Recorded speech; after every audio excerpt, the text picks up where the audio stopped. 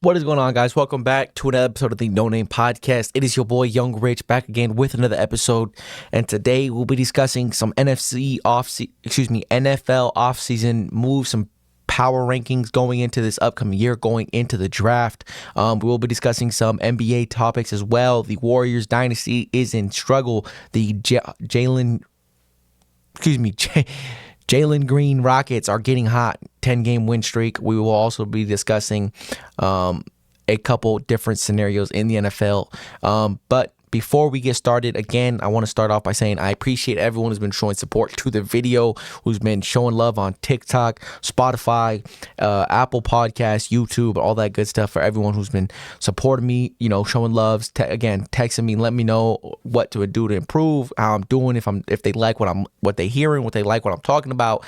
It's all just good constructive criticism at the end of the day. So with that being said, the first topic of discussion, it's been talked about. I'm a little delayed and behind on this discussion, but the Warriors dynasty. Listen, Draymond Green in the game 2 days ago gets ejected in the first 4 minutes of the game with 2 technical fouls. He gets ejected. Obviously, the Warriors ended up pulling off a win on a slow night from Steph Curry. The team rallies together to get a win on the road and still stay one game ahead against the Houston Rockets in the 10th seed for the play-in. Listen, this has been a huge discussion, a huge issue with the Warriors, with Draymond Green, with the dynasty, the team that won 4 championships. Listen, you have this issue with Draymond Green. He missed majority, a big time in the middle of the season. 15 games, 18 games? You know what? I don't think it was 15, but he missed about 8 or 10 games. A big suspension after he hit Nurkic with a little backhand, right? Gave him a little elbow or however you want to call it, smacked him across the face. And then as soon as he came back, it was getting scrappy, goes on to his podcast and talks about how he needs to be better as a person, how he needs to be better as a player. And this is not the type of response you want, not the type of reaction you want. You could see the disgust in Steph Curry's face. He was just disappointed when Draymond Green ended up getting ejected, and it just, you could tell the situation that he's in, what this team has turned into. Klay Thompson with his struggles that he's had, Draymond Green with his issues not being on the court, and it's not due to health or performance, so this starts to weigh on you. And again, Steph Curry is still a great player. He's a top 10 player, debatable or not debatable. He's a top 10 player in my eyes. He could still win you basketball games. He's still playing high level basketball. Is he the same as 2016 MVP Curry? No, but he is still playing top notch football and basketball at the top of his game, averaging almost 30 points per game, and he's really had to carry a lot this year. You've heard Steve Kerr talk about it. He said that he, didn't want to play too much minutes for Steph Curry due to the fact that you've been riding on his coattail for 15 years. He's been carrying the legacy and the standard of this team and this franchise for 15 years, and Steph Curry is more than given that right. He has given the right to make decisions and to do things and to speak out on things and to discuss certain moves because of what he's done for this franchise, what he's done for the city. He's turned so many people into, he turned this franchise into $1 billion franchise. He's set players up to win. KD had to come to Golden State to win championships with Steph Curry. He's done this. We know who he is. He's a great player. But now you start to question the dynasty. Is it capable? Are they capable of winning this group of core guys? The Draymond, the Klay, the Steph. Can these guys play winning basketball? Can they make themselves relevant? Can they play games that actually matter, and not be a bottom tier team? And you start to question, you start to think, and you start to look at Steph Curry's only getting older. He's 35, playing phenomenal basketball. 35, 34? I think that's a little old, no? Okay, either way, he's in his mid-30s just about, and time's not on his side, right?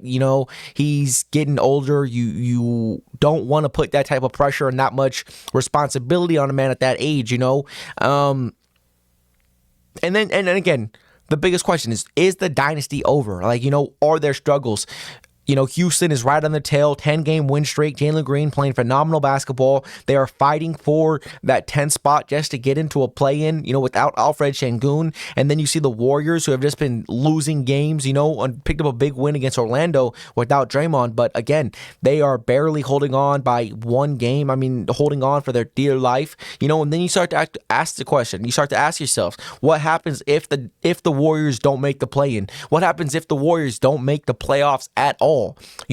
And then you start to sit here and you start to think, Steph Curry is giving everything to this franchise. He gave you 4 championships. He gave you MVPs. He gave you highlight basketball. He gave you high level basketball for years and years and years throughout his career.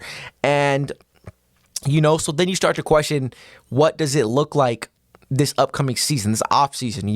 Do the Warriors show respect to all their players, to that big 3? Do they want to go and re-sign Klay Thompson? Do they want to go and keep Draymond Green around? Because Draymond Green at this point is only losing you games, and I understand what he's done for this franchise. He's given everyone, he's given everyone 4 championships, all defense caliber players in his prime. He was playmaking, he was dribbling, he was able to do these remarkable things, give you triple doubles, quadruple doubles, and so he's earned the respect as well to do these things. But when he constantly puts you in a bad position, Steph Curry in a bad position, you start to wonder, what pieces, what moves can you make to help improve this team, And you start to see the younger players on this team, they haven't really had a good chance to develop, to prosper, because, the setting, the expectation has always been to compete for championships, to win championships, and you've heard Klay talk about it. You've heard Steph got it. They just think they got one more in them. They want to see if they got one more in them.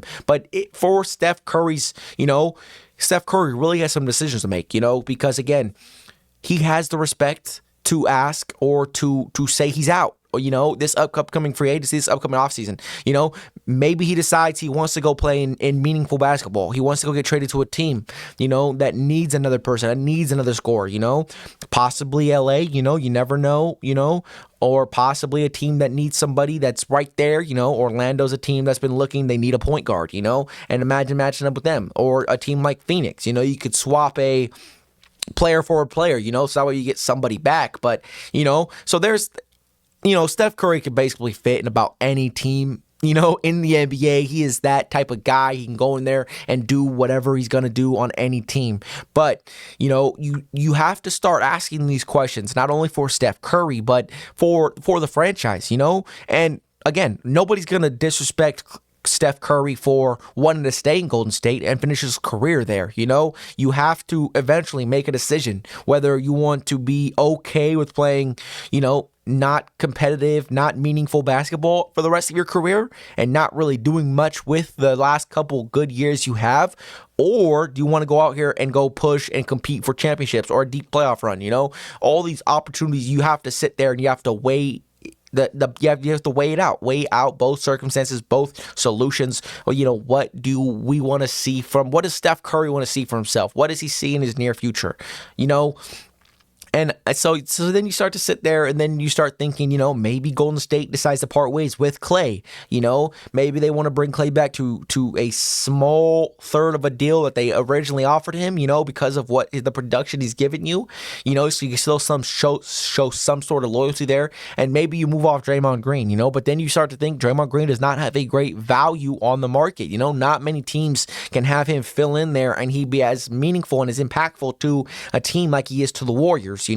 So there's a lot of situations, a lot of questions you have to ask, a lot of decisions you have to figure out. And for Warrior fans, obviously, you're hoping Steph Curry stays around so at least you can just watch him play out the rest of his career. But if he wants to go out there and go compete for something, go chase another ring, try to go get that 5, try to put yourself in a discussion as one of the best players ever, you could still go out there and do that with some team, so there is huge questions to be asked. Warrior fans, I feel for you. I understand the struggle, Kobe's late years, his last 4 years weren't really pretty, So I understand how it is, you know, you want to support the guy as much as possible, but you also got to prepare for the future at the same time, you know? So then you start to have to, you know, figure some things out. Do I want to bring in these guys to win basketball games, win the most amount of basketball games possible? Or do I want to start building for my future, bringing in these young guys and start building a team, a new franchise, you know? So there's a lot of questions to be made, a lot of discussions to be had, you know? So it's going to be interesting to see not only how the season turns out, but how, you know, it ends up for them next year. Clay's going to become a free agent. They just extended Draymond, but again, you know, you could move him for something, for some pieces, for some players, picks, whatever. But this offseason will be an important one for the Golden State Warriors' future. And then the Los Angeles Clippers, right? The Los Angeles Clippers, 8-8 in their last 16 games. Their game last night against Philadelphia, except 2 nights ago against Philadelphia, they got away. Philadelphia gave it to them. I mean, there was just so many missed calls and missed opportunities for Philadelphia to close that game out. Tyrese Maxey slipping on the floor on the court was very unfortunate for Philadelphia. But, this team just looks very lackluster. It does not look great. You start to see some, I've talked about it before. The chemistry just seems a little off in this last 16 games, It seems like the team is just not in it to win it. It seems like their chemistry's messed up. Doesn't seem like they are a unit like we've seen them be in the beginning of the year. The dominant force that we've seen from them. They went on that with a stretch where they were the best team in basketball for about 30 days.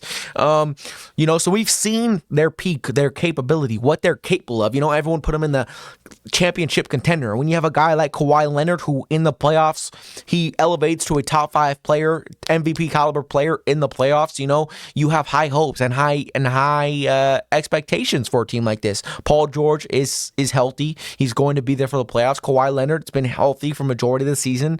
James Harden, another one, been healthy for a majority of the season, But then you start to sit here and start to look at their numbers and how they've had a decline, listen, 28th in defensive rating in the last 16 games you've played. Listen, this is just to compare it to other teams that are ranked right around them is just, interesting. Because when I first looked at this, it was crazy to think that the Clippers, was playing this poorly of defense, especially if you don't watch every single Clippers game. It's something that you wouldn't have caught on to, but listen, Utah sitting there at 30, a team that's sitting in the lottery, they were supposed to be trading Lauri Markkanen away. He was in this trade discussions. And then you have Chicago at 29, a team who's not much hope for, a team that's just been mediocre for the last 4 years. And then Washington at 27, Charlotte at 26. Like, you're telling me the Charlotte Hornets and the Washington Wizards are playing better defense than you for that 16 game stretch, which is it's questioning. It's a concern. You start to sit here and you start to wonder, what is wrong with my team? What's going on with our guys, because also you have to worry about your playoff seed, right? And you were, again, tied for the first place in the West. You go on this little 8-8 run, 8-8 skid, and now you're 2 games ahead of the Phoenix Suns, of the Dallas Mavericks, of the Sacramento Kings, so you can not only hurt yourself in the playoffs, but if you keep going at this trajectory, you can run yourself right into the play-in because how tight that West race is, You let a team like Sacramento get hot, Phoenix get hot, anybody, the Lakers get hot, and then all of a sudden you start losing games, and one of these teams makes a run, it can get scary. Just like Houston's trying to fight for that 10 seed, like they're 1 game back from Golden State. Every game Golden State plays means something as of right now. It's important to what you're trying to do. So that's something you have to keep an eye on, And then you start to look at the James Harden decrease. Since the All-Star break, his numbers week by week, month by month has just been going down, down, down. His efficiency, his points per game, assists per game, turnovers been going up. It's something that we've seen from James Harden in these previous years, and then you start to question what is really making him play this poorly. Like, what is his problem? Yes, we see James Harden in the category of not a winner, a very selfish basketball player, a player who can really melt down on the team and not really care about it, right? Not care that he's hurting the team's success, right? And then, shout out to Brew, first things first, but he said this earlier, the last time we seen this type of decrease and decline from regression from James Harden was last year on Philly, when he didn't make an All-Star appearance. He wasn't selected to the All-Star game, and he said that he was disappointed, and Doc Rivers said, and when James Harden didn't make an All-Star, wasn't an All-Star, it started to go downhill. He started to be off in his head. He started being sad and pouting, and then, just playing selfish basketball and just not in it no more. Like, he just lost the thing, the love to win, And it's questioning not only on James Harden's concern, because again, on James Harden's behalf, we know James Harden is a selfish player. He's, very all about me, my success, my numbers, my play. I want to be one of the best players on my team. So we know what type of player he is. But when you start to see this, and for it to damage a team this bad, that was dominating the league. Everyone they played were dominating Minnesota when they had Cat healthy, dominating Boston. They were winning all these games, and they were coming out with these wins. The defense was shining. They were playing hard-nosed defense, winning these scrappy, close games. They look like a legit concern, like a legit contender. And now when you've seen them regress like this, I mean, it's unfortunate to see for a guy like Paul George who's chasing a ring, a guy like Russell Westbrook who you would love to see them go out there and win a ring. Not only the Clippers get their first title in franchise history, but guys like that who are just trying to get the job done, and you hate to see it. You don't like to see teams, one person hurt a team like this, but I mean, it's just the way it is. He's so a part of the offense and making stuff happen, and he was buying into defense for a little bit, and now it's just completely gone downhill. And it's unfortunate for Clippers fans, because you got a healthy Kawhi, you got a healthy Paul George, and you still got the same pieces around you. You added James Harden, you still have all the other pieces. You have Norman Powell, Zubac. I mean, they're all still there, and it's just unfortunate to see, because if there's one team that I really like, it's got to be the Clippers. I mean, just for the fact Kawhi Leonard, what he's done before he got to LA was huge for Toronto, for San Antonio, and then Paul George. I mean, never been able to get it done, but the teams he played for, the smaller market teams, Indiana and OKC, and then Russ, I got another guy. James Harden is the one person that I'm kind of like, I don't really care for him. He's not one of my favorite players based on how he is and what he did and how he acted previously. But again, that's one of those teams that you have so much guys that are just trying to buy into winning right now. And it's just unfortunate that one player is kind of, holding them back a little bit. And again, it's a team issue at the end of the day. The team needs to be locked in at all times. But when one guy has this type of regression in the second half of the season for not making an All-Star appearance, and you've seen it happen before, and you've heard previous coaches say this was what was going on, it sucks to see. It really is. And on today's show, again, on today's episode, we got breaking news. Right before I started recording the podcast, we had breaking news. Hassan Reddick, All-Pro DN, gets traded to the New York Jets for a third-round pick, right? And this becomes very concerning for Philadelphia. Obviously, New York, they get another D lineman. They add to that D line an All-Pro caliber D lineman who was, top 6, top 7 in sacks last year, was a very, very great player, especially in the early first half of the season when they were on fire. Philadelphia was 10-1. So again, this is questioning for Philadelphia, because now you have guys leaving. You brought back Sauce Gardner-Johnson. You bringing in a new DC. You bring in Saquon Barkley, right? Which again, it's not really addressing the issues you have. You had one of the worst secondaries in football last year, and I don't understand what the thinking is in this type of situation, because you sit here and you start to question, what was the biggest issue with your team last year, right? And it was defense. James Bradbury, a guy who early in his career with the Giants had a solid career, got paid, and like typical guys, when you get paid, when you get traded, and you get put on the big stages, you start to underperform. And last year, he got exposed. Last year was a very bad season for the whole entire secondary. And the year they made the Super Bowl run, they were a top 5 defense, I believe, and your secondary was playing solid. But again, you go out there and play Patrick Mahomes, the best quarterback in football, and you get torched. You give up 35 points, 40 points, whatever it was. But I mean, listen, you have to address these issues, right? And I understand you bring in a new DC, a good DC, in Fangio, and you think he can lock it in on defense.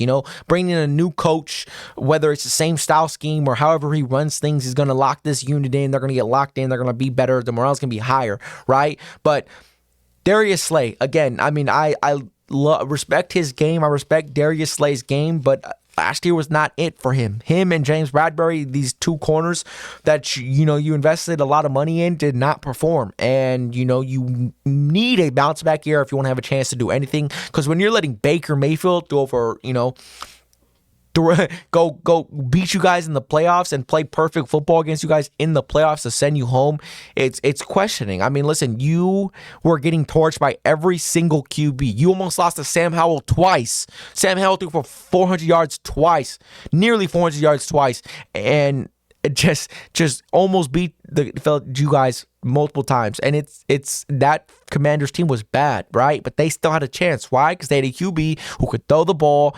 He had a strong arm and he liked to throw the ball. And so you've seen, he looked like a all-pro player out there against the Philadelphia Eagles. And when you have every quarterback week by week go out there and look like an all-pro, it's a red flag. And when you don't go out there and address it, so it's a bit questioning, like what are going on in the heads of here. I get it. Saquon on offense is gonna make you better. Saquon Barkley can do a lot of things. He was special early on in his career before he tore his ACL. He's still special after it, right? So I understand that, right? AJ Brown, Devontae Smith, Dallas Goedert, Jalen Hurts. You have a good O-line. So offense is fine. The offense, you should have no problems on offense. I mean, again, we've seen issues on offense last year, specifically with Jalen Hurts, but you've got to go solve some answers for that defense. So obviously, I expect defense, secondary, 2 or 3 picks to be made directed towards the secondary in this draft, right? Your first round pick, secondary. There are going to be some good, legit top 5 corners right there where you are at about pick, 25, 20, 24, wherever they ended up. You could even be more closer to the middle of the pack, closer to 20. But you have so many opportunities to go out here and make some picks. Go fix the secondary. You've got to get multiple players back there. You've got to get some young guys, some young talent. There's a lot of cornerbacks, a lot of the top cornerbacks projected to go around from that 19 to 25 spot, so they will be there. They will be in the vicinity to go out there and improve. You have to. And if you don't make improvements, I don't see how bringing in a new DC is going to change everything. Again, I've seen strides be made to being better going forward with a new DC, but to say that this defense is going to flip from bottom 32 secondary to top 5, I just don't see that type of jump with the same talent that you have. And then what does this mean for the New York Jets? Again, New York Jets, you're giving Dexter Lawrence, another guy out there, you're giving them the opportunity to improve. Sauce Gardner gets some help. You get another pass rusher. Hassan Reddick, again, a good pass rusher, right? You add to that rotation. You have Jermaine Johnson, who played solid football this year. You have the pieces defensively. Robert Saleh, defensive minded coach, brings in a pass rusher. What do all good defensive teams have? A pass rusher, pass rusher. If you're not going to have good secondary, you need a pass rusher. If you want to compete against these good teams, the Mahomes, the Kansas City, the Lamar, the Baltimore Ravens, you have to get after the quarterback, and that's exactly what they did. Do I think this New York Jets team is, again, going to be a playoff contender? I mean, they'll be in contention. I don't know if they're going to make the playoffs with how deep the AFC is, but this is definitely a good sign to see, to add towards the defense, to lock some things in, to take some good strides. They were weak in the run, so hopefully Hassan can help add to that, and to pair up with Quinn Williams. The Dallas Cowboys decide to not extend Dak Prescott this offseason, right? Which, again, we heard the numbers was around a $60 million contract, $60 million per year, right?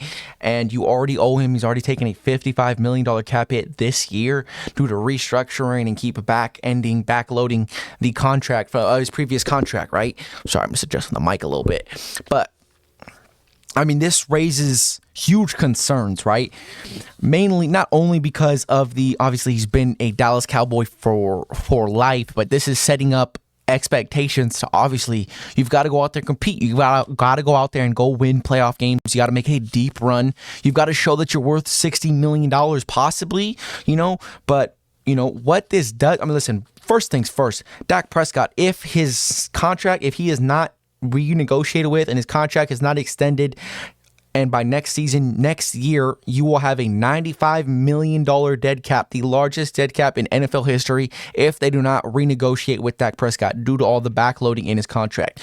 Okay, so this will obviously set the Dallas Cowboys in a very tough position for next year, right? Obviously, if you wanted to go in the free agency and sign a quarterback, it would make it very, very hard. So, so now if you don't re-sign Dak Prescott, you're looking at drafting a quarterback. And next year's draft class, the quarterback class is not that deep. Obviously we still have a whole year to see how QBs pan out, but as of right now, it does not look elite, not like this draft class for sure. I mean, you do have Trey Lance there for hypothetical, so you never know. But Dak not getting extended, I mean, this is setting the expectations. Jerry Jones is finally putting his foot down, and I love it. I respect Jerry Jones for it. You're setting the standards, right? You re-signed your DC to a 1-year extension, 1-year contract, right? So like basically, if you guys don't make the Super Bowl, McCarthy's going to be gone. Dak Prescott's going to be gone. It's going to be a huge reset. You're going to get a new coach. You're going to try to find a new quarterback or get a cheaper quarterback for Dak Prescott. Get a cheaper contract, and by not re-signing him now and letting him test free agency could really save you a lot of money, because then you start to look at the value of quarterbacks, right? Kirk Cousins, a guy who can win you some games, make the playoffs.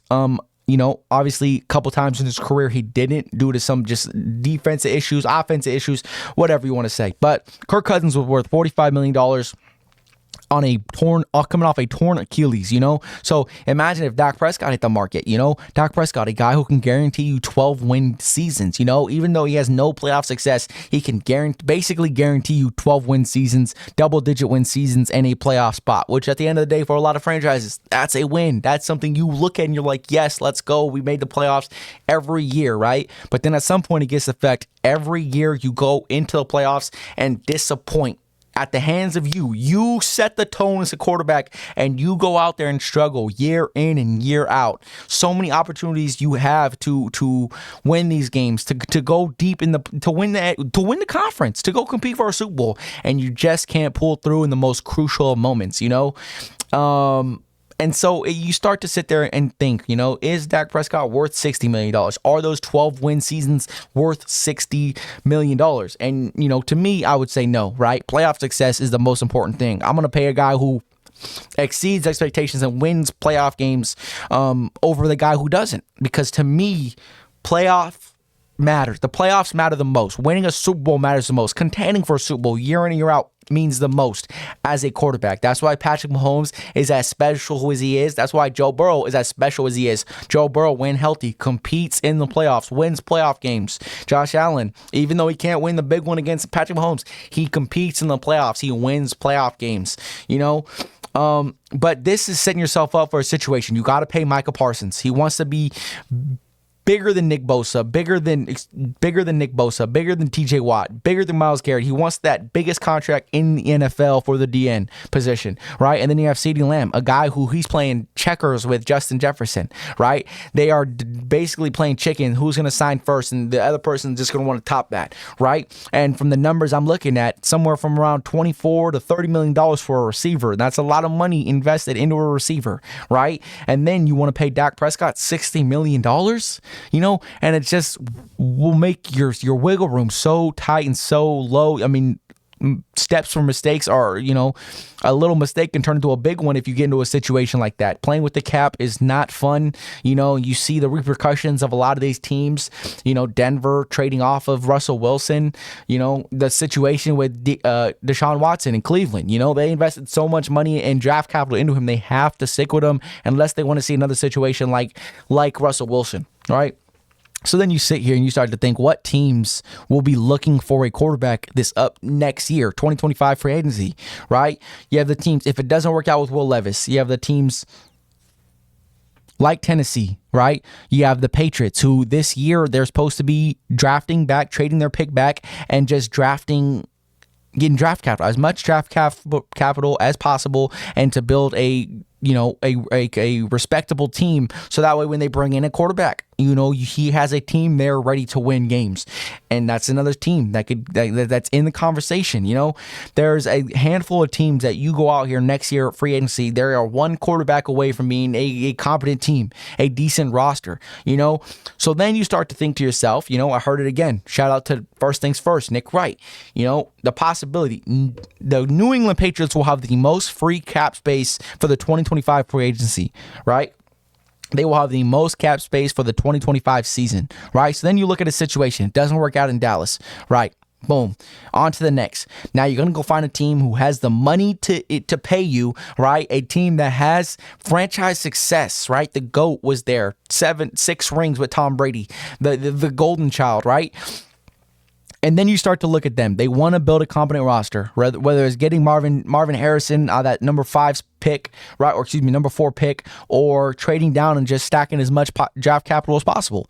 Again, that's another situation that's possible. And then you get this situation where you could put him in a competent roster, a competent team, a team that can go out there and win games from the start, and not a situation where you have to go there and your first year in the system, it's a shit show because you're missing no linemen, you don't have weapons, so that's a possibility, and the Titans have invested a lot this upcoming year. Another team that they just paid with L'Jarius Sneed, Calvin Ridley, they brought in some guys, Tony Pollard, he's over there, he's in that direction. They are making moves, strides to being great. So those are 2 teams that next year will have the space to sign a quarterback, and they'll have competent rosters, new head coaches, so there's opportunities for him elsewhere if it doesn't work out, if Dallas doesn't want to give him the money that they want, right? And again, he can go out there, win 12-game seasons, and the New England Patriots, they won't be satisfied, but they'll be happier than what they've been dealing with Mac Jones and Bailey Zappi, right? So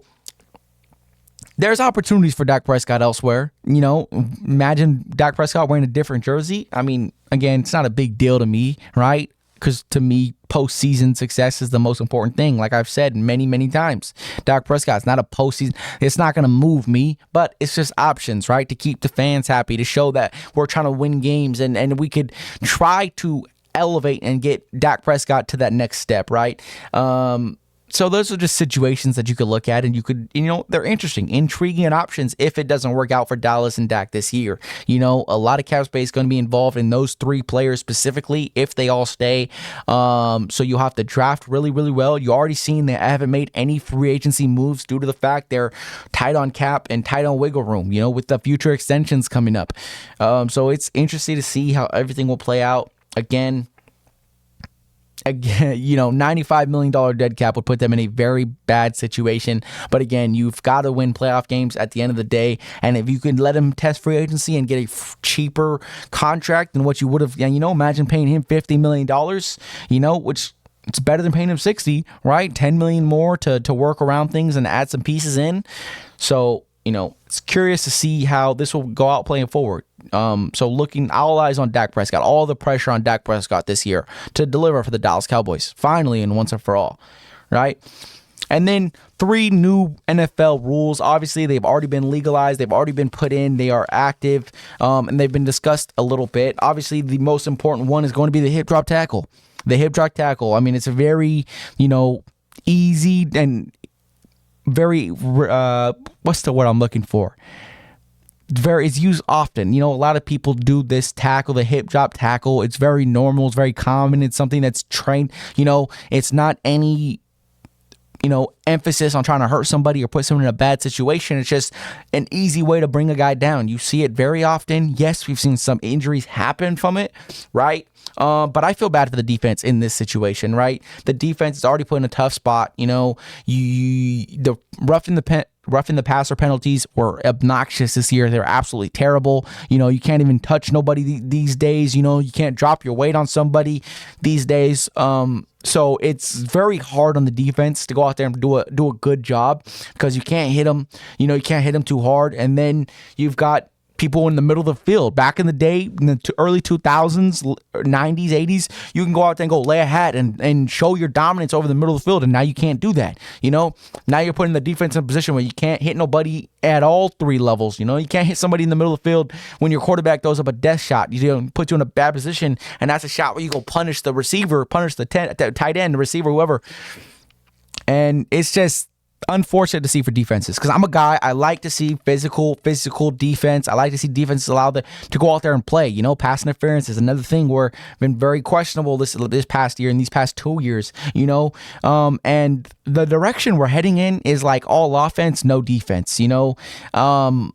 Because, and it's like the NBA, NBA, you're having teams score 150 to 144, it's more consistent to see teams score 120 every night, and it's just no fun that way. To me, I don't like seeing teams just score so easily and high scoring games. It's not for me. I like to see defenses play a huge role, play a huge factor, and you've seen that in the NBA. The NBA has been more watchable, been more entertaining since the All-Star break. They've been tying down, trying to do a more emphasis, better job on not calling these tickety-tackety fouls, these bullshit fouls, and they've done that, and not only has the over in games gone down by about 20 points on average, right? You're seeing players be allowed to play basketball, physical basketball. You're not calling these easy whistles, and I love it for the game. I love it for everything. Free throws are down. You're seeing guys who were living off the free throw line are not having as great of a year. Their numbers have been going down. They've started to struggle just a little bit, so for me,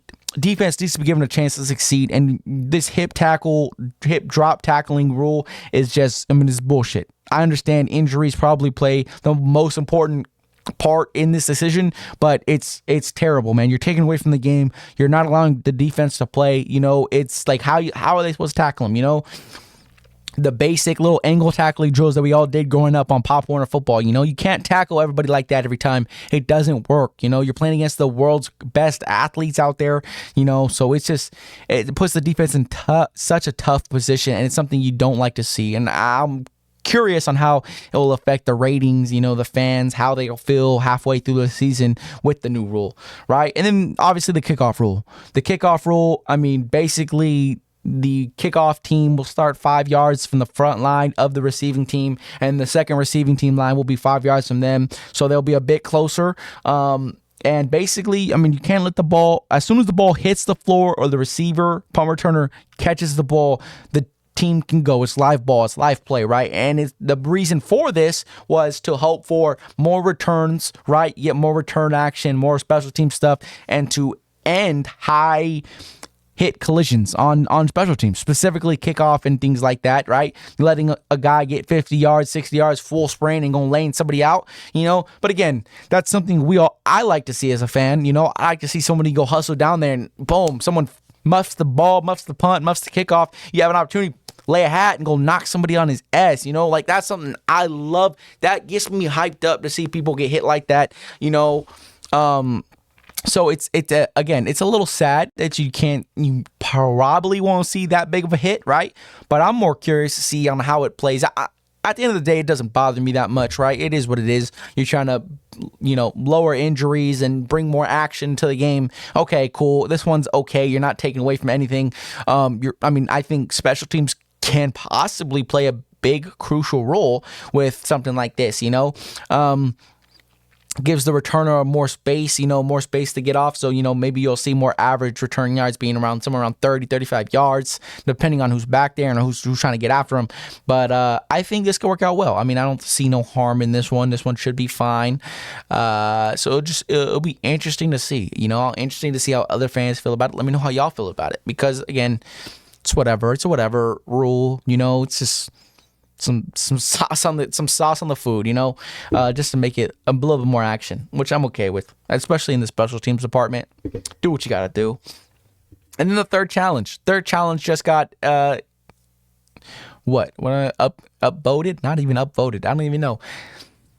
Got activated. We're going to use the word activated. I know that's not the right fucking word, but we're going to use the word activated. Got added to the list, got passed in proposal by the commission, by the commissioner, by the committee. And I think it's well needed. This is should have had it a couple years ago. Teams winning their challenges, whether it's one of the challenges or two of the challenges, get their third challenge if they win one of the first two. You don't get a fourth one, even if that third one is right, which is okay. At the end of the day, most teams don't need 4 challenges. 3 challenges will do just enough, because I see too many times where the coaches go 2 for 2 and they don't get another challenge after that. So, you should be rewarded with getting stuff right, Again, you shouldn't be unlimited rewards, but you should be rewarded with getting the challenges right. At the end of the day, they play crucial plays and momentum factors in games. I see a lot of situations where teams go out there and they don't have a challenge. Why? Because they use both of them, whether they were right, they converted on them, or they got them wrong, whatever, but they don't have a challenge. Go out there and use it, and to add a third one, if you got it right, one of the first 2 right, I think it's good. It's good for the game, allows the coaches to be a little bit more active later in games especially, and feel more loose to throw the flag early, First quarter play, you have more leeway to go, all right, let me challenge this one. Didn't get it? All right, cool, we still got another one. Then you get that second one right, and then you get another one, So I think this will work well for the league, and again, overall 2 for 3. I'm 2 for 3 with the rules. So not bad. It could be a worse day for the NFL, but we'll see how it goes. We'll see how everything plays out this year. I'm interested to see how it all plays out this year. How these penalties, these 3 rules in particular, play out. So again, I listen to a lot of podcasts, so I sometimes do steal ideas from what are being discussed. I mean, because that is, at the end of the day, that is the sports content world. That is the, all these, the Athletic, the CBS Sports, all these Fox Sports, all these other people, they're all working on getting the knowledge to the people, right?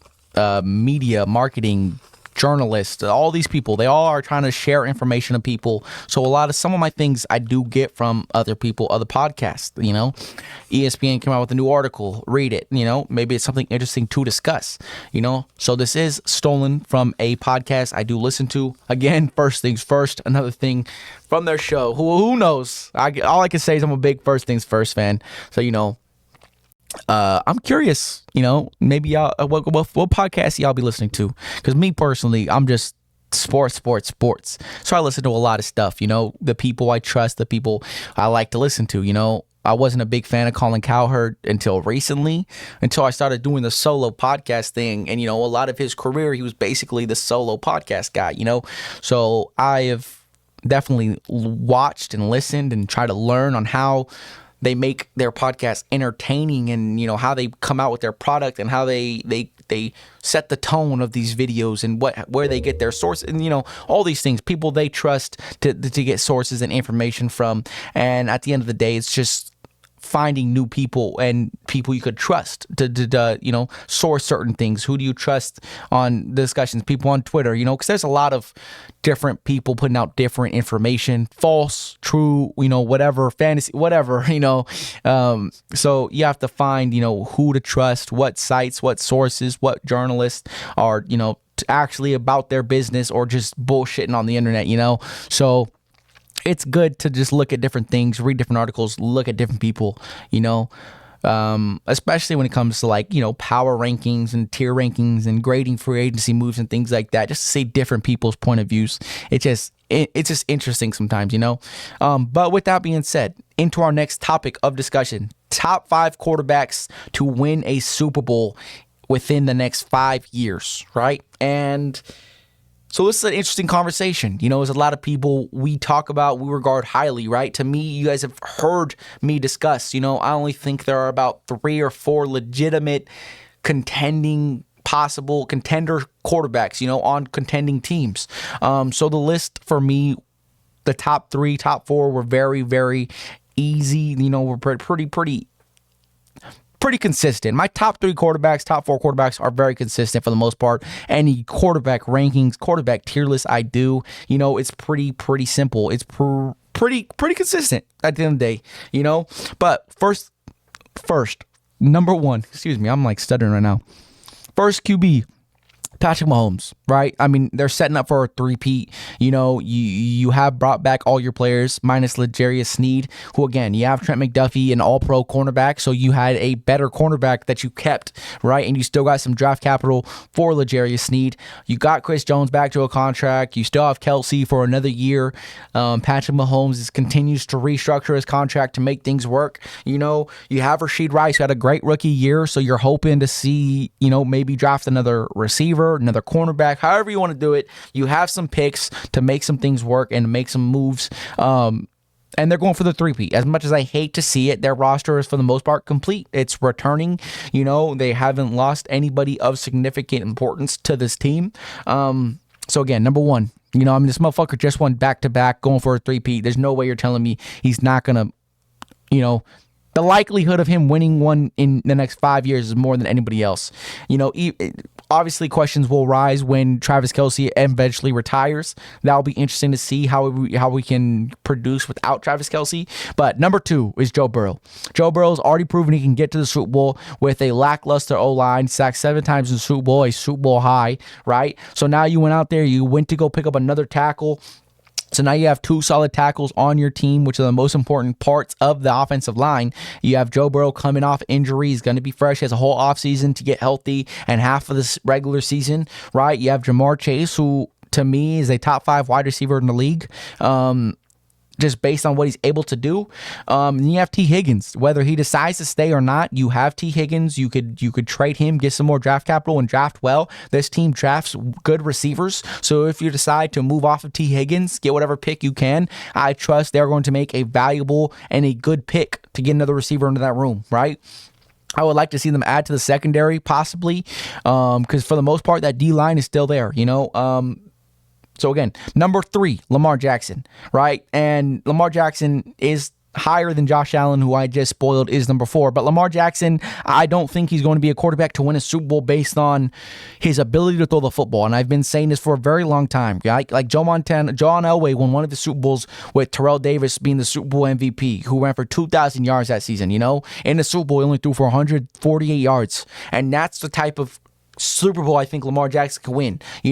Your defense, the main pieces of your defense are still there. You just resigned your D tackle, Madubuike. I don't even know how to pronounce his name, but you just resigned him to a 4-year deal. You locked him in. You bring in Derrick Henry, which just emphasizes you want to run the ball. And again, him and Derrick Henry together, it's just going to be absolutely obnoxious. You go out there in the draft, you add to the defense, maybe we draft another receiver.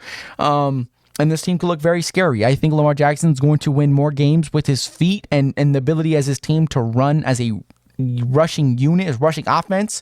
So again, and then Josh Allen, number 4. Josh Allen, unfortunately, just cannot get over the Patrick Mahomes hump, which Joe Burrow has already. He's proven to us he can. So this is the huge question mark. You lost a lot of your secondary. You brought in Mike Edwards to a 1-year deal. You still have Von Miller. You still got a good pass rush. Matt Milano's going to be coming back. So you'll have solid pieces. You would like to add in the draft. Stephon Diggs is up for a question mark. You just signed Curtis Samuel. But it's Josh Allen at the end of the day. Josh Allen is top 3 quarterback in the league, right? I think the reason he is 4 instead of 3 over Lamar Jackson is just due to the fact that you lost some pieces on that defense. It looks like your chance to win a Super Bowl was not only this most recent year, but the year before that, So I think it may take him a couple years to get the team built around him again to where we sit here and think this is a good team top to bottom, unless Josh Allen takes a remarkable leap into superstardom, number 2 quarterback, undisputed type shit, type season. But number 5, CJ Stroud. I understand rookie year, you want to see more from him, but what he's done this year and what they built around him for this upcoming year has just been sensational. You brought in Joe Mixon, you brought in Everson Griffin to get after the quarterback. You already have Will Anderson Jr., who's defensive player of the year, defensive rookie of the year. You have Derek Stingley Jr., you brought in Jimmy Ward, you bring in Al Shazier, you bring in some good pieces for DeMeco Ryan in that defense. has bought into winning now, right? And I think he's done a great job of that. And one of the biggest things about CJ Stroud that I don't think enough players give him enough credit for is the fact that he played with Nico Collins and Tank Dell. Dalton Schultz had a kind of quiet year this year. I wouldn't say he had a great year. He had an okay year compared to what I expected him to do. I would have liked to see him do a bit better.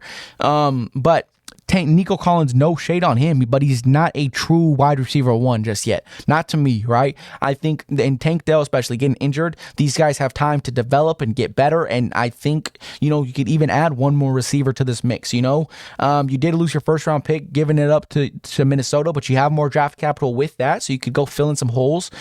This wide receiver class is very deep, so I would expect them to possibly get one, whether it's in the second, third round, whatever you have the draft capital to do that. And then honorable mention /6 is Brock Purdy. Brock Purdy, again, the reason he is so low is because the fact that this is the last year that they could possibly maintain this team together and win, Brandon Ayuk, he's expected to play as of right now on the franchise tag, but again, he's been in discussions for trade talks. He's been very weird energy over there going on in the San Francisco camp. You spent a lot of money to Debo, who's been injured ever since you signed him after that one good all-pro year. You got rid of Eric Armstead because you couldn't pay him. So there's a D-tackle hole in your defense. Your secondary has never been phenomenal. Tre'Davious Ward's coming off his best season. You have Christian McCaffrey, George Kittle. You have these weapons. You have a solid O-line.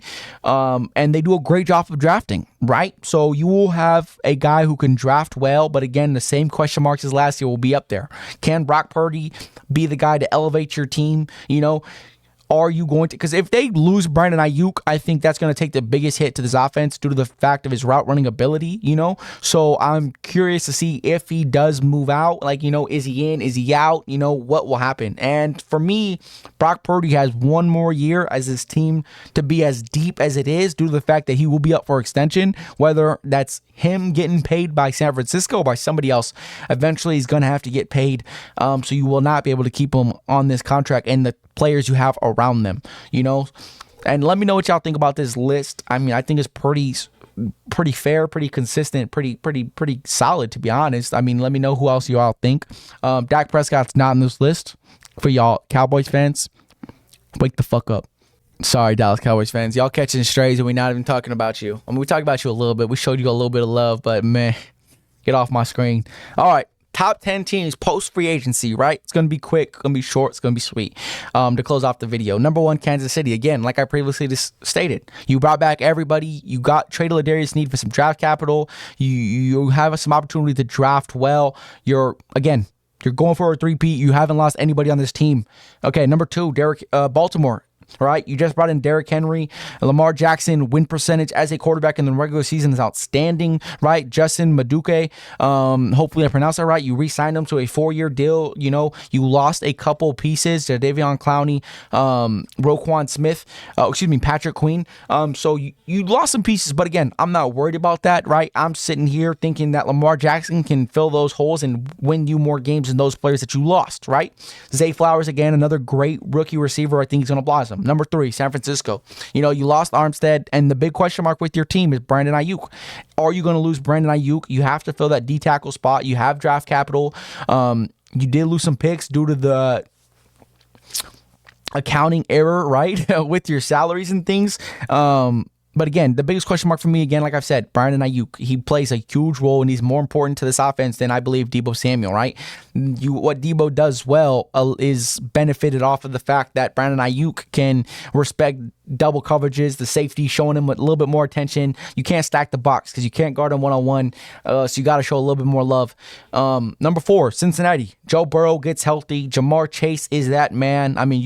Orlando Brown and Trent Browns as your tackles. Big question mark with T. Higgins. Most likely he's going to be traded. Again, you can get a first-round pick for him, or maybe a second, but you can get some draft capital for him. Use that to build your team. Joe Burrow is back healthy. He's coming for vengeance. He's coming for blood. And the one guy who can beat Patrick Mahomes is Joe Burrow. Number 5, Houston. Again, they bought into winning now. DeMeco Ryans understood he has his quarterback of the future. Let me take advantage of his rookie contract, that cheap deal. You just got Everson Griffin. Nico Collins gets another year to develop. Tank Dell coming off injury, year 2. I'm excited to see what he is. Joe Mixon, you brought him in, right? Will Anderson, I've already discussed. And then you have a deep wide receiver class. So maybe possibly you add another receiver into this team. D'Amico Ryans brings in his guys. Danico Autry, Al Shire, and this can be a very scary team. Number 6, Detroit. I mean, listen, I know they didn't make too many upgrades this year, but they've drafted well under Dan Quinn. The pieces they brought in have been very successful. Amon-Ra St. Brown, an all-pro caliber receiver. Sam Laporta, an all-pro caliber tight end. You know, you have some pieces. And you blew a 21-point lead in the NFC Championship game. We all knew you should have won that game. It didn't go your way, but we will give you the respect and the fact that you have a very great 1-2 punch combo at running back and a top 10 quarterback in Jared Goff, who played phenomenal this past year. Number 7, Green Bay. You got Jordan Love. You just found your 3rd franchise quarterback in the near future before a lot of teams could have found one, right? You bring him in. You just head coach Matt LaFleur is an offensive-minded coach. He does great allowing his quarterbacks to succeed. You brought in Josh Jacobs to help. Aaron Jones leaves, right? You just signed Xavier McKinney to add to that secondary. You lost Darnell Savage, which I think is a great pickup for you. You still have Jair Alexander. You draft well. You draft good as a franchise. You have wide receivers. You draft very good offensive weapons. Offensive-minded coach Matt LaFleur does a great job of building that offense, and I think these young receivers are going to stand out this upcoming year, and I think Jordan Love's coming to play. Dallas, I mean, you lost some players due to the cap situation. You got to sign Dak, CeeDee Lamb, Micah Parsons. But regardless of any of the situations that you have there with the cap space on who's going to get extended, the reason you are at 8, because yes, Dak Prescott, for majority of his career, has won you 12 games, 10 plus wins, made you to the playoffs on a consistent basis. Obviously, this is just regular season, right? This has nothing to do with playoffs. But Dallas, the reason I have you at 8 and not a bit higher, because we do know regular season success is a thing y'all love to have, right, is the fact that Dak Prescott now has to play with the constant reminder and pressure of him being worth this contract extension in the offseason, right? Him not getting extended, he can't sit there and just relax. He's got to perform, and I do think with that, we've seen Dak Prescott with pressure in the playoffs. Like, let's not act like it's brand new. And I expect him to make a couple more mistakes. You have a tougher schedule this year than you did last year. So again, I got them at 8. Number 9, Buffalo. Right, you brought in Mike Edwards to fill one of those safety positions that you have. Curtis Samuel, you brought him in, who I think is a capable receiver, especially paired up with Josh Allen. Stephon Diggs situation, obviously, you have to figure out what's up with him. Is he going to stay? Does he want out? You know, as of right now, it's been quiet. He's been on Twitter just tweeting, and nothing's been going on. No drama so far. So as of right now, we're assuming they're together. But you have Josh Allen at the end of the day, top 3 quarterback, and I think he's a game elevator. He can elevate his team, which will result in wins. You know, having Josh Allen at quarterback is a very nice thing to have, especially when your team's a little bit under talented. Number 10, I mean, Atlanta Falcons. Right? The Eagles, not in this discussion. Again, your secondary has not gotten worse, has not gotten better, right? I have questions about Jalen Hurts as a quarterback. So I think that was a huge question mark this upcoming year. But Atlanta, Kirk Cousins, a guy who was having a phenomenal year before he tore his Achilles. Yes, he's coming off his Achilles injury, right? But you have a top 5 offensive line in Atlanta. You have a great defense. I mean, Jesse Bates, Calais Campbell, AJ Terrell. You know, you have these pieces around you. You have the young talent, right?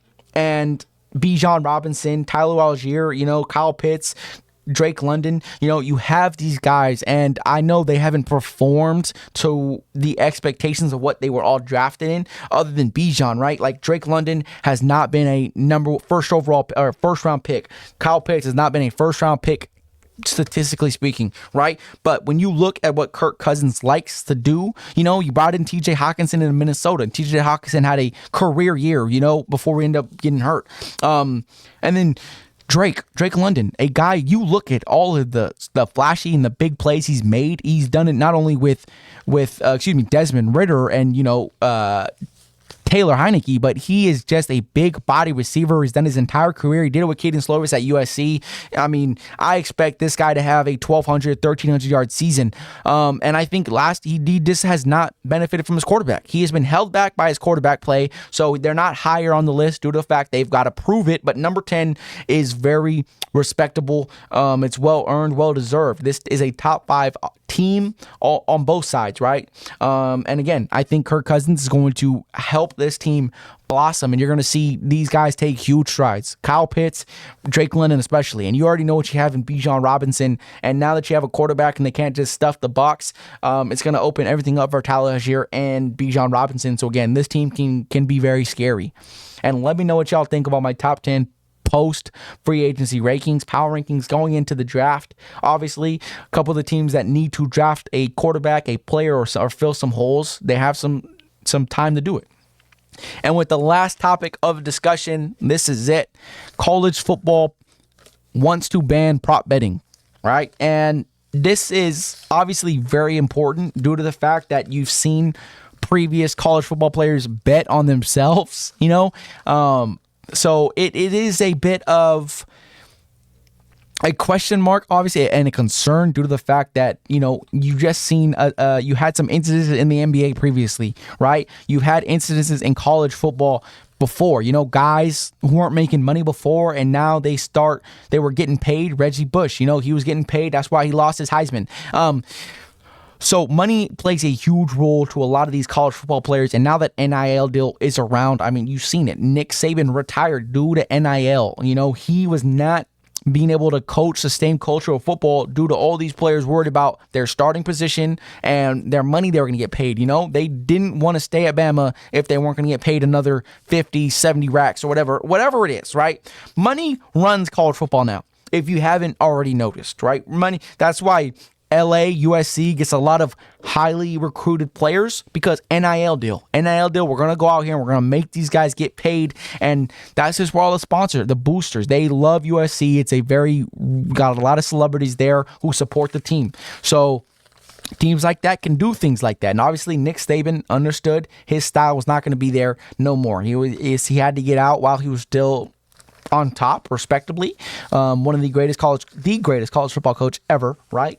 But is this like how do I feel about it? I think it's okay. I mean, to me, I wouldn't mind. You know what I'm saying? Like, I'm not out here worrying about college football props, player props in particular. I know we love to bet on them, right? I know a lot of people are on Sundays, Prize Picks, Saturdays, on Prize Picks, going through the college football stuff. I see a lot of college football content creators do the same thing. They're sponsored by Prize Picks. So it's like, let's get Prize Picks out here. So I know it probably hurts. It could hurt some people, but at the end of the day, if it helps increase the respectability, I don't even know the word I'm thinking of. Low vocabulary here, so work with me. The content, the quality of college football, right? Now that NIL deal and money runs the college football scene, this it would allow teams, players, not to worry too much about money, because they could easily just go out there and, I'm going to throw a game for a couple bands, I'm going to go under here, or I'm going to tell my quarterback to throw me the ball 7 times, or I'm going to tell him, throw me the ball. So there's a lot of things, a lot of negatives and a lot of pros to to college football, right? And I understand it. These guys are not professional football players. Yes, money has played a huge part in college football now, but you would like to keep the integrity of the game. That was the word I was looking for before, actually. Integrity. You like to keep the integrity of the game high, keep the quality of the stuff you're putting out there as high as and then best as possible. And listen, nobody's going to be hurt that you can't do college football props. I know some people, some of those gambling addicts will be like, yo, man, whatever. But you can still bet on the team to win, at the spread, over-unders, all that other stuff. So I think you have enough. And I think you can gamble on enough stuff nowadays. I think, you know what I'm saying? You can gamble on esports, any esports possible. You can gamble on darts, hockey, track. You can do anything. The combine, you can even bet on the fucking combine, like their times, over under times. So there's more than enough gambling to be out there, to go out there. And I think in a league like this, college football, where it's very money driven now, it can add to the integrity of the game, allow players not to worry about certain things, not allow money to get to the head even more. And I'm okay with it. At the end of the day, I'm okay with it. It's not going to affect the product of college football. It could only make it better, and the integrity would probably increase just a little bit. But yeah, let me know what y'all think. Is that a stupid thing to do? Is that going to take a lot? How many of y'all be betting on college football props every Saturday? For me, it's just USC, like, so I'm not really too worried about the college football props because college football is very inconsistent, unless you have a dominant receiver or dominant player, something like that. But hope y'all enjoyed. Let me know what y'all think about the gambling discussion, getting rid of college football prop betting. With that being said, I hope y'all enjoyed. Thank you for staying tuned and listening to another episode of the No Name Podcast. Once again, it is your boy Young Rich. Go check out my TikTok, Instagram, Twitter, all that good stuff. No Name Podcast. Links will be in the description below. If you're listening to this on Spotify, Apple Podcasts, make sure to follow the podcast, give it a 5-star rating, and share it with your friends. Again, I'm trying to grow the channel as quickly as humanly possible, but obviously I know it takes time. And with that being said, see you.